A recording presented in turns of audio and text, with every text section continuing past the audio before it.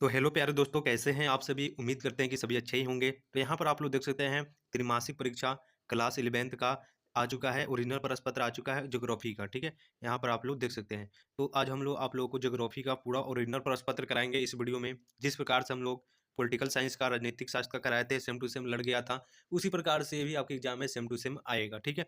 तो चलिए हम लोग जल्दी से देख लेते हैं कि कौन कौन से प्रश्न दिया गया है। बिल्कुल ओरिजिनल आंसर आपको बताया जाएगा। तो आप लोग वीडियो को लाइक कर दीजिए, चैनल पर नए हैं तो सब्सक्राइब अवश्य कर लीजिएगा। यहाँ पर आप लोग देख सकते हैं विषय कोड यहाँ पर 323 है और यहाँ पर इसका पूर्णांक यानी 50 नंबर का क्वेश्चन पूछा जाएगा, यानी ऑब्जेक्टिव ऑब्जेक्टिव 25 नंबर का और सब्जेक्टिव 25 नंबर का, ठीक है? आप लोग तो जानते हैं कि 30 नंबर का ऑब्जेक्टिव प्रश्न रहेगा, जिसमें से 25 वही बनाना आपको है अनिवार्य है, ठीक है? चलिए यहाँ पर हम लोग पूरा का पूरा देख लेते हैं। हूबहू यही क्वेश्चन कल रहेगा आपके एग्जाम में, ठीक है? 27 तारीख को, ठीक है? चलिए, यहाँ पर आप लोग देख सकते हैं प्रश्न 1 से 30 के प्रत्येक प्रश्न के साथ 4 विकल्प दिया रहेगा, जिसमें से आपको 25 प्रश्न का ही वो मार्कशीट पर आंसर देना है। चलिए हम क्वेश्चन देखते हैं। यहाँ पर आप लोग देख सकते हैं पूरा का पूरा क्वेश्चन ऑब्जेक्टिव सब्जेक्टिव इस वीडियो में बताया जाएगा। तो आप लोग वीडियो को पूरा लास्ट तक जरूर से देखिएगा और आप लोग कमेंट भी करते चलिएगा। चलिए यहाँ पर आप लोग देख सकते हैं पहला क्वेश्चन दिया गया है कि निम्न में से कौन खनिज नहीं है, मतलब खनिज नहीं है, ठीक है? यहाँ पर दिया गया है कि कॉर्टॉर्च, ठीक है? बिम दिया गया ग्रेनाइट, सिम देखी पैरोक्सिन और डिम देखी अबरक, ठीक है? तो यहाँ पर अबरक भी खनिज है, ठीक है? ग्रेनाइट हो गया, कॉटज हो गया, लेकिन पैरोक्सिन जो है ये जो आता है वो दवा का नाम है, यानी कि ऑप्शन नंबर सी जो है वो एक खनिज नहीं है। ऑप्शन नंबर सी हमारा राइट आंसर हो जाएगा, ठीक है? चलिए नेक्स्ट क्वेश्चन, यहाँ पर 2 नंबर क्वेश्चन दिया गया है कि निम्न में से सबसे कठोर खनिज है। सबसे कठोर खनिज का नाम आपको बताना है कि 4 ऑप्शन दिया गया है, जिप्सम दिया गया है, हीरा दिया गया है, बी में, सी में दिया गया है कि टोपाज दिया गया और डी में दिया गया है कि ट्रॉल दिया गया है।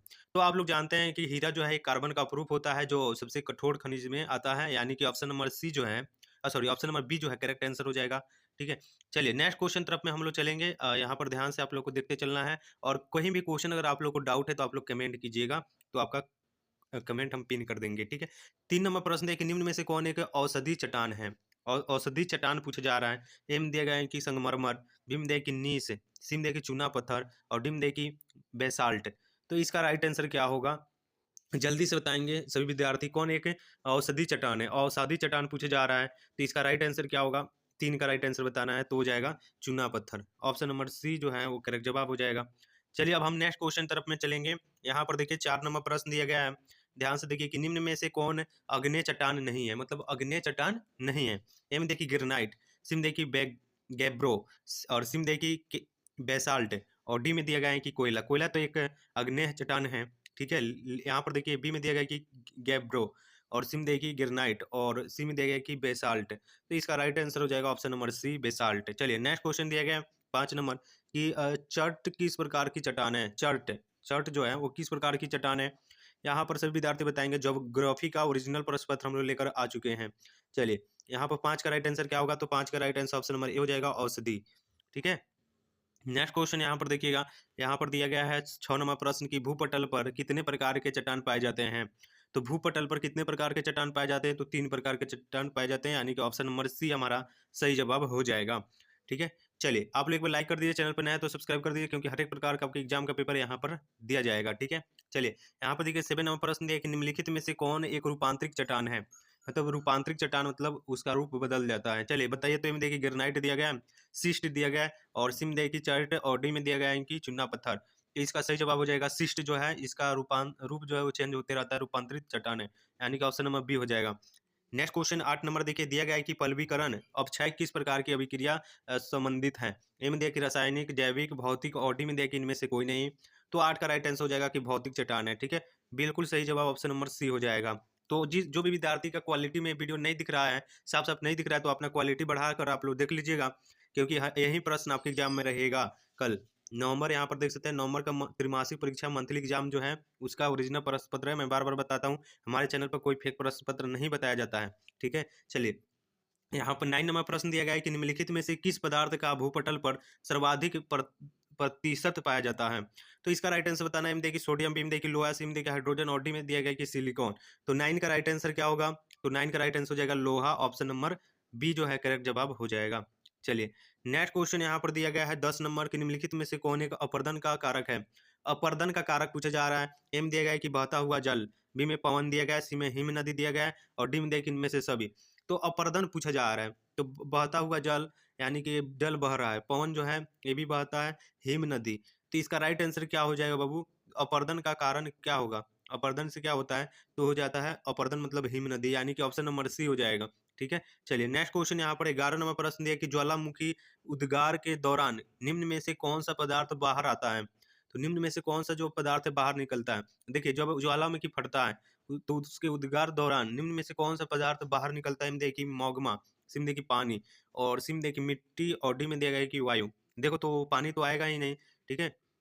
तो यहाँ पर दिया गया मिट्टी, तो मिट्टी भी नहीं आता है, वायु भी नहीं आता है। इसका राइट आंसर हो जाएगा ऑप्शन नंबर ए, मग्मा।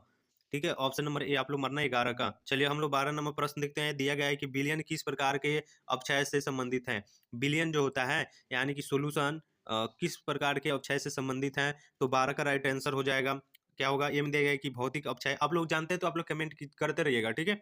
चलिए आप लोग का कमेंट का रिप्लाई हम जरूर देंगे। 12 बी नंबर क्वेश्चन दिया गया है कि जैविक अपक्षय से, सी में दिया गया है कि रासायनिक अपक्षय से, और डी में देखिए इनमें से कोई नहीं। तो 12 का राइट आंसर हो जाएगा ऑप्शन नंबर सी, यानी कि रासायनिक अपक्षय से, केमिकल वाटरनिंग। ठीक है, चलिए वेदरनिंग, ऑप्शन नंबर सी हो जाएगा। 13 नंबर प्रश्न देखिए, घर्षण किस प्रकार के अपक्षय से संबंधित है? जो घर्षण होता है, यांत्रिक अपक्षय से, बी में दिया गया है जैविक अपक्षय से, रासायनिक अपक्षय से, और डी में देखिए इनमें से सभी। तो घर्षण जो है वो यांत्रिक से भी घर्षण हो सकता है, जैविक से भी हो सकता है, रासायनिक से भी हो सकता है। इसीलिए आप लोग ऑप्शन नंबर डी मारना, 13 का राइट आंसर हो जाएगा। ठीक है, घर्षण यानी कि यांत्रिक हो गया, जैसे में मोटरसाइकिल हो गया या फिर कुछ भी, तो घर्षण से ही चलता है। ठीक है, तो आप लोग ऑप्शन नंबर डी मार लीजिएगा 13 का। ठीक है, चलिए 14 नंबर प्रश्न देखिए, किस प्रकार के द्वारा, किस प्रक्रिया के द्वारा लोहा का लाल रंग पीले रंग में परिवर्तित हो जाता है? एम देगा कि बी भंग से, और बिम देगा कि ऑक्सीकरण से, तनाव से, और संपीड़न से। तो इसका राइट आंसर हो जाएगा कि जब ऑक्सीकरण अभिक्रिया होगा लोहा के साथ में, तो लाल रंग पीले रंग में परिवर्तित हो जाता है। ऑप्शन नंबर बी हो जाएगा 14 का। 15 नंबर प्रश्न दिया गया है कि निम्न में से कौन मृदा निर्माण का कारक है? तो मृदा निर्माण के कारक पूछा जा रहा है। तो मृदा किस प्रकार से निर्माण होता है? तो आप लोग जानते ही होंगे कि हिम देखिए चट्टान, भीम देखिए जलवायु, और सिम देखिए समय, और डिम देखिए इनमें सभी। देखो तो इसका राइट आंसर हो जाएगा, देखो चट्टान से भी मृदा निर्माण होता है, आपको मालूम ही होना चाहिए। जलवायु से भी मृदा निर्माण होता है, समय तो लगता ही है मृदा निर्माण में। ठीक है, इसीलिए आप लोग ऑप्शन नंबर डी मारना, सही जवाब हो जाएगा ऑल ऑफ दीज, इनमें सभी। 15 का डी हो जाएगा। 16 नंबर प्रश्न देखिए, निम्न में से कौन एक अनुक्रमिक प्रक्रिया है? अनुक्रमिक प्रक्रिया पूछे जा रहे हैं। दिया गया कि पटल विरूषण, और बिम देखिए अपर्दन, सिम देखिए निक्षेपण, और डिम देखिए ज्वालामुखीयता। तो देखो इसका पूछा जा रहा है कि अनुक्रमिक प्रक्रिया है, तो 16 का राइट आंसर क्या होगा? तो हो जाएगा अपर्दन जो है एक अनुक्रमिक प्रक्रिया है। ठीक है, option number B right answer हो जाएगा इरोसिन। चलिए नेक्स्ट क्वेश्चन दिया गया, निम्नलिखित में कौन रासायनिक अपक्षय के अंतर्गत आता है? तो निम्नलिखित में कौन रासायनिक अपक्षय के अंतर्गत आता है? देखिए कि जल योजन, बिम देखिए कार्बोनेशन, और सिम देखिए ऑक्सीडेशन, और डिम देखिए इनमें सभी। तो 17 का राइट आंसर हो जाएगा ऑप्शन नंबर ए, यानी कि जल योजन, हाइड्रेशन। ऑप्शन नंबर ए होगा। ठीक है, 17 का। नेक्स्ट क्वेश्चन 18 देखिए, देगा कि तुषार क्रिया किस प्रकार के अपक्षय से संबंधित है? तो 18 का राइट आंसर हो जाएगा ऑप्शन नंबर ए, यानी कि फिजिकल वेदरनिंग से, यानी भौतिक अपक्षय से। ऑप्शन नंबर ए हो जाएगा। चलिए नेक्स्ट क्वेश्चन, जो विद्यार्थी लाइक नहीं कर रहे हैं तो कृपया करके आप लोग लाइक वाला बटन को दबा दीजिए, सब्सक्राइब कर लीजिएगा, तो आप लोग को हर एक एग्जाम में आपको हेल्प किया जाएगा इस चैनल के माध्यम से। ठीक है, और जो विद्यार्थी इसका पीडीएफ व्हाट्सएप ग्रुप में लेना चाहते हैं या फिर टेलीग्राम में, तो लिंक डिस्क्रिप्शन में दिया गया है, तो आप लोग वहां से जाकर ज्वाइन करके इसका पीडीएफ ऑब्जेक्टिव सब्जेक्टिव का ले सकते हैं, उसका आंसर के साथ में। ठीक है, चलिए यहाँ पर देख सकते हैं बृहद संचलन के कितने प्रकार होते हैं। देखिए एक बार आप लोग मेरे व्हाट्सएप ग्रुप में जुड़ जाओगे तो हर एक प्रकार का नोटिफिकेशन आपको दिया जाएगा। आपके बिहार बोर्ड की तरफ से जितने भी नोटिफिकेशन आते हैं सबसे पहले आपको वहां पर देखने को मिलेगा। ठीक है, देखिए 19 नंबर प्रश्न है कि बेहतर संचालन के कितने प्रकार होते हैं? तो 19 का राइट आंसर हो जाएगा ऑप्शन नंबर डी, यानी कि 5 होते हैं। चलिए नेक्स्ट क्वेश्चन 20 नंबर दिया गया, ध्यान से देखिएगा कि मृदा का अध्ययन क्या कहलाता है? मतलब मृदा का अध्ययन पूछा जा रहा है क्या कहलाता है? एम देखिए पेंडागोमी, और गोगी, और सी बी में दिया गया है कि एंथ्रोपोलॉजी, और सी में दिया गया है कि पेंडालॉजी, और डी में दिया गया है कि इनमें से कोई नहीं, नॉन ऑफ दीज। तो 20 का राइट आंसर क्या होगा बाबू? तो हो जाएगा पेंडोलॉजी। ऑप्शन नंबर सी हो जाएगा। चलिए 21 नंबर प्रश्न दिया गया है कि गैरो और खांसी पहाड़ी किस राज्य में स्थित है? तो 21 का राइट आंसर क्या होगा? तो हो जाएगा मेघालय। ऑप्शन नंबर ए इसका राइट आंसर हो जाएगा। नेक्स्ट क्वेश्चन दिया गया है कि निम्नलिखित में से किस क्षेत्र में उत्तर पूर्वी मानसून से वर्षा होती है? तो इसका राइट आंसर बताना है। तो क्या होगा? हम देखिए केरल में, तमिलनाडु में, राजस्थान में, या फिर इनमें से कोई नहीं। तो देखो 22 का राइट आंसर हो जाएगा तमिलनाडु, यानी कि ऑप्शन नंबर बी हो जाएगा। चलिए नेक्स्ट क्वेश्चन हम लोग चलेंगे, यहाँ पर देखिए दिया गया है कि कोपेन के अनुसार बिहार की जलवायु किस प्रकार की है। तो 23 का राइट आंसर क्या होगा? एम देखिए ई, बी में देखिए एस और सी में देखिए बी एस एच और डी में दिया गया है कि सी डब्ल्यू जी। तो 23 का राइट आंसर हो जाएगा ऑप्शन नंबर डी। ठीक है, बिल्कुल सही जवाब। चलिए हम लोग 24 नंबर प्रश्न देख लेते हैं। दिया गया है कि कोपेन द्वारा दिए गए जलवायु वर्गीकरण का आधार क्या है। तो इसका राइट आंसर बताना है, क्या होगा 24 का ऑप्शन नंबर हो जाएगा। एम देगा ताप एवं दूरी, मी में देगा कि दूरी एवं वर्षण, और सी में दिया गया कि ताप एवं वर्षण। यानी कि इसका 24 का राइट आंसर क्या होगा, तो हो जाएगा option number C. Next question देखिए, देगा है कि आम्र, देखिए आम बछौर किस राज्य से संबंधित है। आम्र बछौर, ठीक है। तो देखो 25 का राइट आंसर हो जाएगा option number A, Karnataka, Karnataka. चलिए ऑप्शन नंबर ए हो जाएगा। नेक्स्ट क्वेश्चन 26 नंबर, ध्यान से देखिएगा कि नॉर्वेस्टर निम्नलिखित में से किस राज्य में प्रभावित होता है। तो 26 का राइट आंसर हो जाएगा ऑप्शन नंबर ए, असम में। इसका भी याद रख लीजिएगा। देखो आप लोग इसको याद रख के चलिएगा, क्योंकि मंथली एग्जाम का कोई भी वैल्यू नहीं है, फिर भी आप लोगों को याद करते चलिएगा। ये सब क्वेश्चन जो है आगे बहुत काम आएगा आप लोगों को। जब आप लोग जनरल कंपटीशन कुछ भी पढ़ाई करोगे तो आप लोग को वहाँ पर इस तरह का क्वेश्चन देखने को मिलेगा। चलिए दिया गया यहाँ पर ध्यान से देखिएगा, दिया गया है कि कोपेन के जलवायु वर्गीकरण के अनुसार निम्नलिखित में किस स्थान पर एस पर की जलवायु पाई जाती है। असम दिया गया है, कोरोमंडल तट दिया गया है, या फिर मलबार तट दिया गया है, गोवा दिया गया है। तो इसका राइट आंसर क्या होगा 27 का, तो हो जाएगा ऑप्शन नंबर बी, यानी कि कोरोमंडल तट। चलिए नेक्स्ट क्वेश्चन दिया कि लू किस प्रकार की हवा है। यानी लू जो है एक प्रकार की गर्म हवा है, ठीक है। एम देखिए गर्म और आर्द्र पवन, बी में दिया गया है कि ठंडा और आर्द्र पवन, सी में दिया गया है कि गर्म और शुष्क पवन, और दिया गया है डी में कि ठंडे और शुष्क पवन, ठीक है। यानी कि इसका राइट आंसर क्या होगा, जल्दी से बताओगे। तो बिल्कुल सही जवाब होगा ऑप्शन नंबर सी 28 का, यानी कि हॉट एंड ड्राई वाइंड हवा।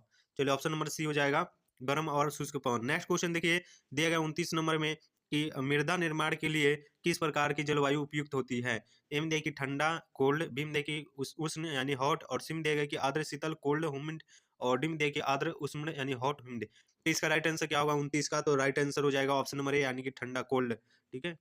चलिए नेक्स्ट क्वेश्चन यहाँ पर देखो, दिया गया है कि निम्न में से कौन एक जल योजन प्रक्रिया से संबंधित है। लास्ट क्वेश्चन है, इसका बताना है। एम दिया गया है कि ग्रेनाइट, बीम देखिए कोटरेज, और सिम देखिए क्ले, क्ले, और डी में देखिए इनमें से कोई नहीं। तो 30 का राइट आंसर हो जाएगा ऑप्शन नंबर क्या हो जाएगा, जलयोजन प्रक्रिया से संबंधित है।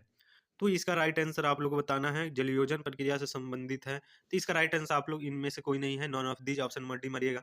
चलिए दोस्तों, आज आप लोगों को मैं पूरा का पूरा सब्जेक्टिव प्रश्न ऑब्जेक्टिव बता दिए। नेक्स्ट वीडियो जल्द ही लेकर आ रहा है, जिसमें से आप लोगों को सब्जेक्टिव प्रश्न को बताया जाएगा। तो आप लोग वीडियो को लाइक कर दीजिए, चैनल को सब्सक्राइब करके बेल वाला आइकन को प्रेस कर लीजिएगा, क्योंकि आने वाला हर वीडियो आपसे रिलेटेड रहेगा। मेरा व्हाट्सएप ग्रुप नंबर है 6207032720, ठीक है। ये नंबर है जो आपको इस पर मैसेज करके जुड़ जाना है, हाय सर लिख कर दीजिएगा, वहाँ पर ग्रुप का लिंक डाल दिया जाएगा। तो आप लोगों को वहाँ पर अपने 11th क्लास में जुड़ जाना है, ठीक है। और आप लोगों को चैनल को सब्सक्राइब अवश्य कर लेना है और लाइक कर देना है। चलिए थैंक यू, और बेल आइकन को दबाइएगा, तभी आप लोगों को जब भी हम वीडियो लेकर आएंगे तो आपके पास नोटिफिकेशन जाएगा, ठीक है। चलिए थैंक यू, मिलते हैं नेक्स्ट वीडियो में। तो देखिए जय हिंद दोस्तों, अपना ख्याल रखिएगा, टेक केयर।